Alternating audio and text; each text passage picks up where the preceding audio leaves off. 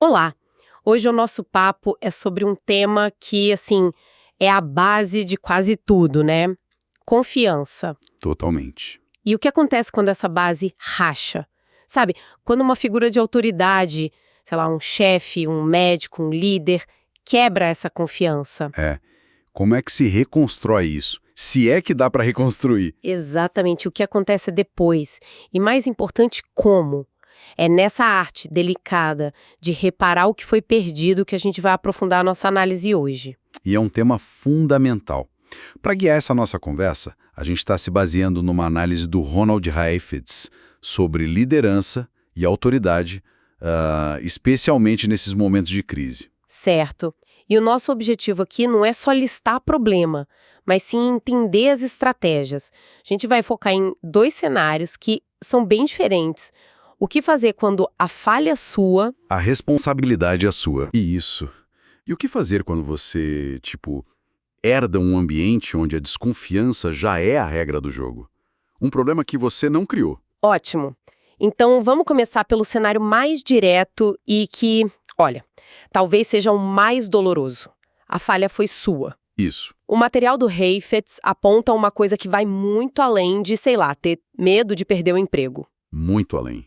Uma pessoa pode até manter o cargo, o título na porta, mas ela perde uma coisa muito mais valiosa: a autoridade informal. Que é aquela situação clássica, né? A equipe balança a cabeça, diz sim na reunião. Isso. Mas depois não acontece nada. Ou pior, né?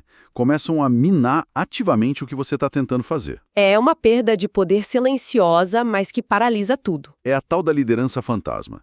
A pessoa está lá, mas na prática não está no comando de verdade. E o instinto de muita gente nessa situação é, bom, ou dobrar a aposta na autoridade formal, fica mais autoritário. Ou se esconder. Exato, e Heifetz diz que os dois caminhos são um desastre. A única saída é encarar a decepção de frente. E a ferramenta principal, olha, não é uma desculpa ensaiada, é a autenticidade e honestidade. Certo, mas encarar de frente pode significar muita coisa. O que seria isso na prática? Então, o que é fascinante aqui é que o objetivo não é pedir desculpas para tudo voltar a ser como antes. Ah, interessante. Heifetz diz que isso é impossível e, na verdade, nem é desejável. A meta é depurar o contrato social. Depurar o contrato social. Gostei do termo. É como se a relação ali fosse um software que deu um bug crítico, sabe? Não adianta só reiniciar. Você tem que achar o código defeituoso, reescrever e lançar uma versão 2.0. E isso significa admitir que as expectativas originais talvez estivessem erradas desde o início. Muitas vezes sim, tanto da parte de quem lidera quanto de quem é liderado. Essa ideia é poderosa e me leva a um conceito do material que eu achei brilhante, mas, nossa, muito contraintuitivo. A melhor defesa é uma defesa não defensiva. Exato. A nossa reação natural quando a gente erra é se justificar, explicar o contexto, quase que para diluir a culpa. Mas isso é teoria. Numa cultura corporativa que pune qualquer sinal de fraqueza, um líder admitir o erro, assim, abertamente, não seria visto como incompetência. Essa é a pergunta de $1 milhão. E a nuance é tudo. Uma defesa não defensiva não é só dizer errei, me desculpem. É uma mudança de enquadramento. Como assim? Em vez de focar no erro do passado, o foco vai para o desafio do presente e do futuro. É a diferença entre dizer eu falhei em prever a crise e dizer a nossa previsão estava errada.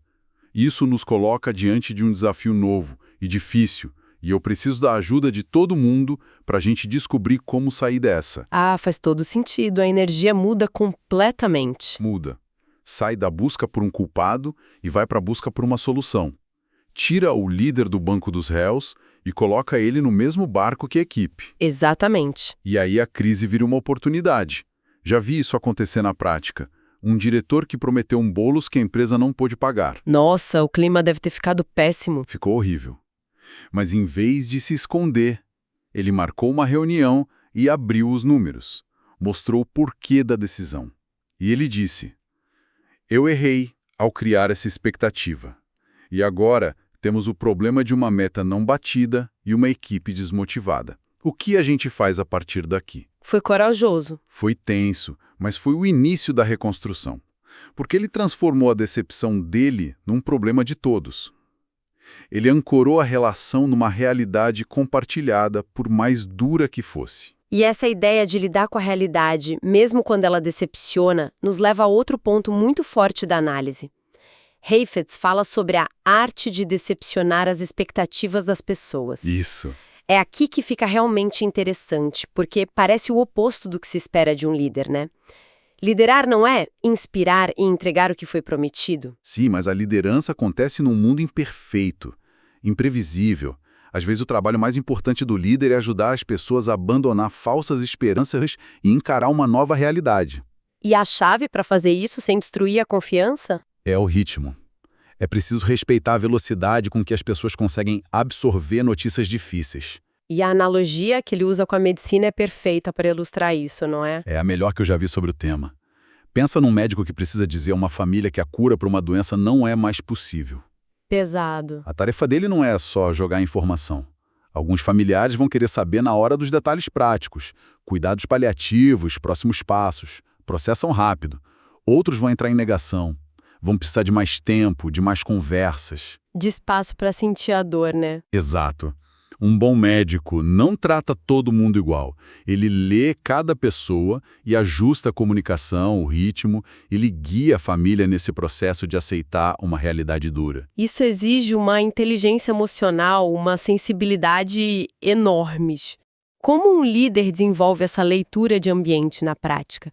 Não parece ser algo que se aprende num curso. Não mesmo. É algo que se desenvolve com a prática e, acima de tudo, com a intenção. Envolve ouvir mais do que falar, envolve fazer perguntas abertas em vez de dar ordens. Então, em vez de um grande anúncio, talvez várias conversas menores. Exato. Conversas em grupos para sentir a reação, ajustar a mensagem. É um processo que exige humildade para reconhecer que não existe um roteiro e o líder precisa estar presente nesse processo, não só no início. As pessoas se lembram de como foram tratadas em momentos de vulnerabilidade. Com certeza. Ok, tudo isso faz sentido quando a quebra de confiança tem a ver com as suas ações. Mas vamos mudar para o segundo cenário, que talvez seja ainda mais frustrante. Sim. O que acontece quando você herda a desconfiança? Você chega num lugar e o ar já está pesado. O ambiente está contaminado por coisas que não têm nada a ver com você. Esse é um desafio imenso, porque a pessoa está lutando contra fantasmas. Heifetz detalha algumas origens para essa desconfiança herdada, e entender de onde ela vem é o primeiro passo. E qual seria a primeira? A primeira ele chama de cicatrizes passadas. Às vezes as pessoas de uma equipe já foram tão magoadas por figuras de autoridade na vida, na carreira, que a desconfiança virou um mecanismo de defesa. É quase um reflexo condicionado. Ah, mas um chefe, já sei como essa história termina. Exatamente isso. O padrão é desconfiar primeiro. O novo líder não é uma pessoa, é a encarnação de um trauma antigo. Entendi. E a segunda origem? A segunda é a cultura organizacional. A desconfiança aqui não é com a autoridade em geral, mas com a liderança desta empresa. Ah, é específica do lugar. Isso. Imagina uma empresa que passou por demissões mal comunicadas, projetos cancelados sem explicação. Com o tempo, se cria uma cultura de ceticismo. O novo líder, por mais bem intencionado que seja, se torna vítima dessa cultura. Não é sobre o indivíduo, é sobre a cadeira que ele ocupa. Aquela cadeira tem história. Uma história de promessas quebradas. E ainda tem uma terceira camada, que é ainda mais ampla, né? Sim, e talvez a mais difícil de combater. A desconfiança social. O desafio fica gigantesco quando a desconfiança é generalizada na sociedade. É um problema macro. Exato. O texto cita o exemplo dos Estados Unidos, onde nas últimas décadas a confiança em instituições como governo, imprensa, empresas, tudo diminuiu.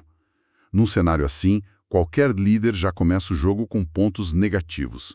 Se a narrativa dominante é que não se pode confiar em ninguém no poder, você já entra nesse pacote antes mesmo de abrir a boca. Nossa, então uma pessoa nessa posição está lutando contra a percepção da equipe, contra a história de vida de cada um, contra a história da empresa e às vezes até contra o espírito do tempo. Parece uma batalha impossível de vencer. Parece. Mas não é. É uma batalha longa. e que exige uma estratégia diferente. Não adianta chegar com um grande discurso inspirador. As palavras nesse contexto valem muito pouco. A confiança vai ser construída com ações, então. Apenas com ações consistentes e observáveis ao longo do tempo. É o que chamam de depositar moedas no cofre da confiança. Cada pequena promessa cumprida, cada prazo respeitado, cada feedback honesto é uma moedinha. No começo o cofre está vazio e parece que não encher nunca. Mas com o tempo, a consistência começa a pesar. Começa a pesar mais do que as cicatrizes do passado. É um trabalho de microações, não de grandes gestos. Então, juntando todas essas peças, o que tudo isso significa? O que tudo isso quer dizer? A mensagem que fica para mim é que a confiança não é um estado permanente. Não é algo que se alcança e pronto. De jeito nenhum. É um verbo. É um verbo, é um processo ativo, algo que se constrói, se repara e se mantém todos os dias, em cada interação. Perfeito. Seja para consertar um erro seu ou para navegar num mar de ceticismo que você não criou, os princípios parecem ser os mesmos: honestidade, encarar a realidade e uma capacidade imensa de adaptação. Exatamente. Isso reforça o ponto final do Heifetz, que é crucial. Aprender a construir e renovar a confiança não é só uma habilidade interpessoal, um item bonito no currículo. Não é um plus. Não é. É uma estratégia central para a saúde de qualquer organização e, honestamente, para a sobrevivência profissional de um líder. Um líder pode ter a melhor visão, ser um gênio técnico, mas se não conseguir gerar confiança, ele está construindo um castelo na areia. A confiança é a infraestrutura de tudo. É a infraestrutura da colaboração.